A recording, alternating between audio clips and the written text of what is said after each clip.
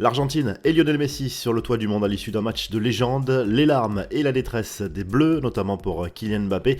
Salut à tous et bienvenue dans le 1195e numéro du Journal du Foot. Le scénario est cruel et les mots sont difficiles à trouver au lendemain de la défaite au tir au but des Bleus en finale de la Coupe du Monde contre l'Argentine. Le match restera dans l'histoire, score final 3 buts partout et un scénario incroyable, une équipe de France inexistante pendant les 3 quarts du match, un réveil insufflé ensuite en grande partie par Randal Kolo Muani mais aussi par d'autres remplaçants. Menés 2-0, les champions du monde 2018 sont revenus grâce à 2 buts coup sur coup signés Kylian Mbappé, d'abord sur penalty puis d'une frappe spontanée géniale, 2 buts partout, prolongation. Messi a cru donner la victoire à son équipe à la 109e minute, mais c'était sans compter sur la détermination des Français totalement transformés et héroïques. Les tricolores sont revenus à 3 partout grâce à un nouveau penalty signé Kylian Mbappé, auteur donc d'un triplé, malheureusement sans pouvoir soulever le trophée.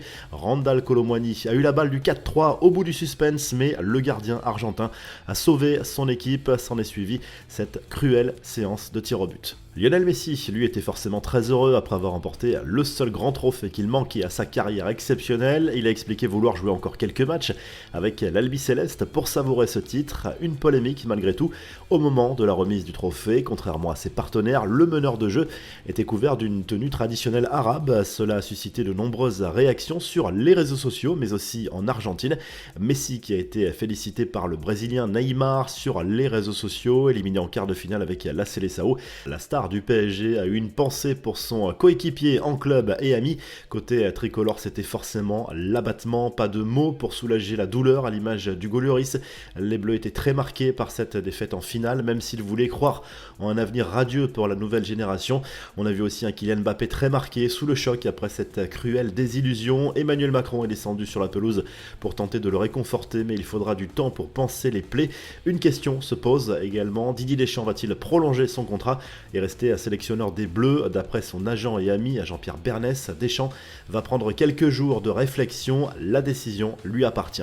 La revue de presse, la tête haute, titre le journal L'Équipe ce lundi avec la détresse de Kylian Mbappé en illustration, 8 buts pour lui dans cette Coupe du Monde, mais cela n'a pas suffi pour conserver le trophée. Bien évidemment, la presse argentine est en extase après ce 3e titre mondial, après 1978 et 1986, à l'image du journal El Dia qui titre tout simplement Campeones del Mundo, avec la joie des joueurs argentins, mais aussi celle dans les rues de Buenos Aires. Le quotidien Clarín place Messi en une, porté en triomphe après la rencontre. C'est le rêve d'une vie qui se concrétise pour la star de l'Albi Céleste qui n'avait rien gagné jusqu'à l'été 2021 avec son pays avant d'enchaîner Copa América et donc Coupe du Monde. Si le journal du foot vous a plu, n'hésitez pas à liker, à vous abonner pour nous retrouver très vite pour un nouveau journal du foot.